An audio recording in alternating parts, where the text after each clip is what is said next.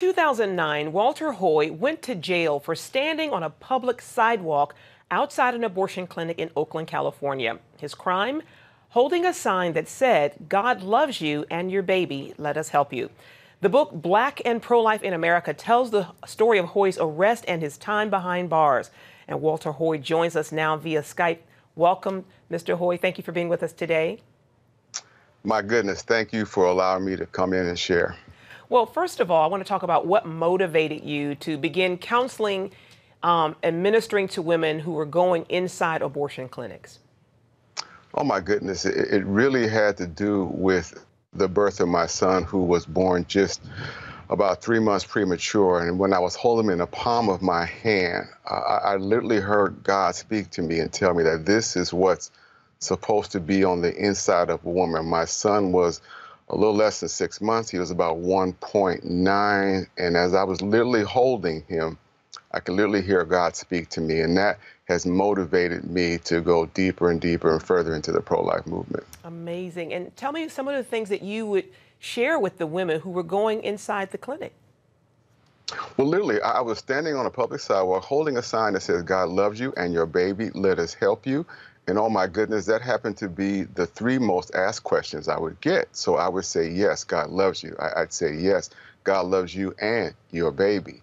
And then she would say, well, if it's true that God loves me and my baby, will you help me?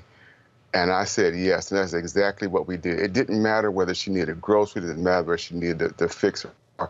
It didn't really matter what she needed. We were going to help her, and we did. You were eventually arrested and sentenced to 30 days in jail. Wow, that's amazing. Talk about that for a moment. Well, initially, I was facing 4 years in jail. They had 4 different counts. And if it wasn't for the fact that one day I was doing some film, trying to create a training package for other members in my church. And so I wanted them to see this is what it's like on the sidewalk. And as the Lord worked it out, those were the exact 2 days I would have in questions. So I'm literally in court, literally with videotape. They can clearly see my rights are being violated, but it didn't matter.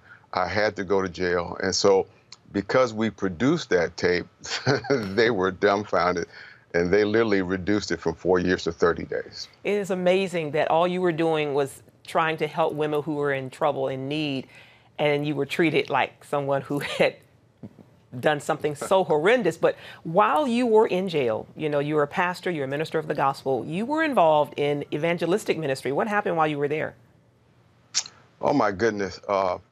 In evangelistic ministry in my church, there are a lot of things that begin to happen.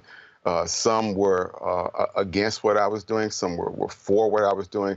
For the most part, there was a lack of understanding. They didn't realize that, oh my goodness, Black Americans are 12, 13, 14% of the population. But according to abortion industry data, we're 28 to 35% of all the abortions in the country. Is highly disproportionate.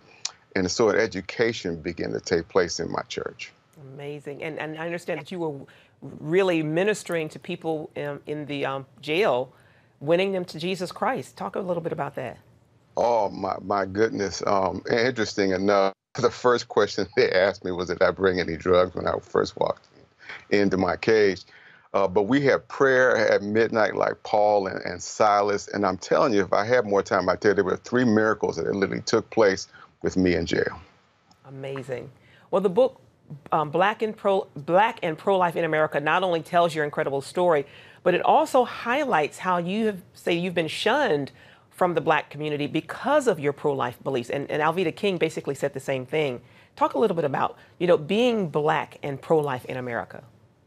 You know, the abortion issue, the abortion debate is the most controversial subject in the Black church today. We'll talk about almost anything but that.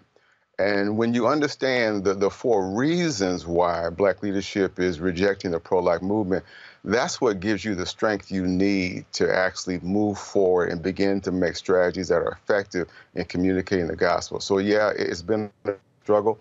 But because I'm one of the club, I'm licensed, ordained, I understand exactly why the brothers say no to the pro-life movement. And so I use that information to make us effective in what we do. Your conviction was eventually overturned. What message do you hope that sends not only to the abortion industry, but also to the pro-life community? Well, one, it sends the message that free speech applies to all. And we want to make sure that there are pro-lifers that are out there to realize that they do have the freedom of speech and they can literally stand on the sidewalk and help women going into an abortion clinic. Free speech applies to everybody.